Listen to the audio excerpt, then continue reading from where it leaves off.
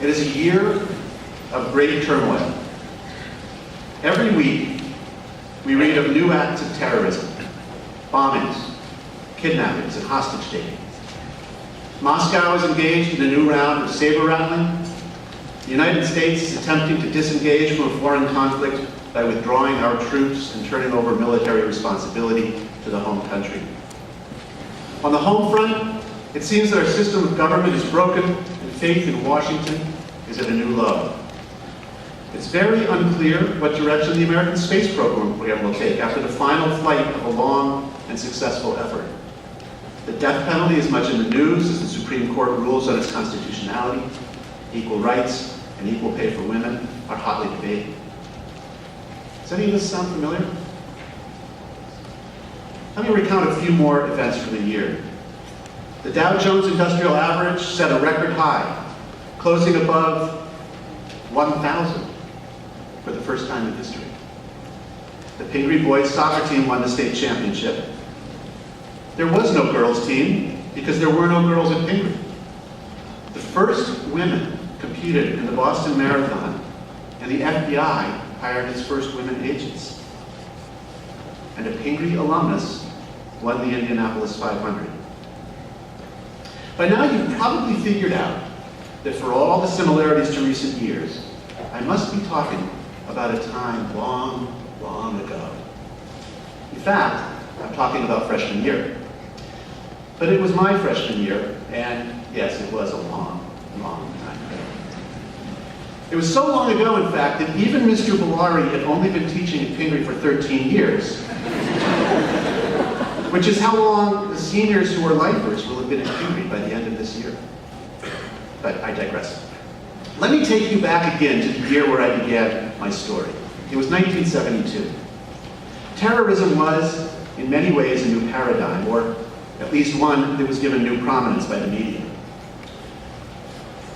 Whether it was Ireland with the IRA and the Provost, the Middle East with the PLO, Germany with the Baader-Meinhof group and the Red Army faction, Japan with the Japanese Red Army, or many would argue, the United States with the Weather Underground and the Symbionese Liberation Army. Bombings, kidnappings, and hostage-taking were in the news almost daily. America was trying to extradite itself from what was euphemistically called the Vietnam conflict, seeking, in then-President Richard Nixon's words, peace with honor.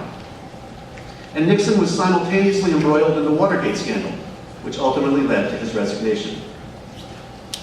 Just as most of you probably do not dwell on the issues in today's world that parallel those of my freshman year, my friends and I had time and had things to think about and talk about that occupied more of our attention than the state of the world in 1972. And yet, we did talk about many of the issues of the day. We talked and debated about equal rights for women, about President Nixon and Watergate, and about the Vietnam War. We talked about the draft. Although we were still too young to be drafted, we had siblings and friends who waited for the results of the birthday lottery with dread. We debated what we would do if the draft were still going on when we turned 18. We looked to see where we would fall in the lottery. I still remember in the 1972 lottery, my birthday was number 189. That seemed relatively safe. My best friend's number was 14. Not so safe. Would we enlist so that we could choose our own branch of the service? Would we become conscientious objectors? Would we dodge the draft by going to Canada? Or would we accept the call and serve? These issues mattered to us, and we were passionate about them. We desperately wanted to make the world a better place. And in many ways, for many people, the world today is better than it was in 1972. Yet when you think about the headlines that dominate the news today, it often feels that little has changed, little has improved. I find myself asking, were we failures? I don't beat myself up about it each day, but I do wonder if I did enough to make the world a better place. I wonder if we did enough for the common good. And that, as so many things do, leads me to thinking about the honor code. This summer and again this morning, each of us committed some for the very first time, to the honor code. How hard did you think about what your pledge to uphold the honor code demands of you?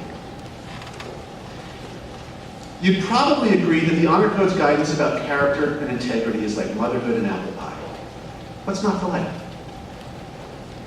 Its reference to attitude and spirit, its call for genuine concern for others, its insistence that we honor the rights of others, all seem on the surface unarguable and straightforward. I want to draw your attention this morning, though, to one sentence in the second paragraph of the honor code. Referring to members of the Pingry community, it says, quote, "They should act as responsible members of the community, working for the common good rather than solely for personal advantage." Unquote. Let's think about that sentence. They should act as responsible members of the community. It's very hard to imagine taking issue with that guidance, as general as it is. The next clause in the sentence, however, suddenly adds some very specific instruction. It adjures us to work, quote, "for the common good rather than solely for personal advantage," unquote. Somehow, it seems to me that in interpreting this sentence, the emphasis almost always lands on the end of it, the part about not working solely for personal advantage. And I think that most of us have no argument with that concept. Who among us believes that it is honorable and ethical to work solely for our own gain? I won't ask for a show of hands, but I suspect if I did, not one would rise. So what about the part of the sentence that we skimmed over to get to this point of agreement? What is set in opposition to working solely for personal advantage? Working for the common good. But what does that mean? Not in the abstract sense, nor in the negative sense where we describe things that would be detrimental to the common good, but in the concrete sense, the positive sense, the sense in which we make choices and take action. What do you actually do each day to work for the common good? What I realized as I thought about this question, prompted, you'll recall, by my own vague discomfort that I had not adequately worked for the common good myself, was that there are situations where it's easy to know what it means to work for the common good, and situations where it's hard to know. On a sports team, in a drama production, in robotics, or working on the yearbook, it's more or less clear what helps the group and what's selfish. But what about each day in English class or math? What about the dining room at lunch? What about sitting here in Hauser Auditorium right now? What does working for the common good look like? If I were a lawyer in a courtroom, I wouldn't ask these questions unless I knew the answer. However, it's probably not lost on you that, the gown notwithstanding, this is not a courtroom, and I am not a lawyer.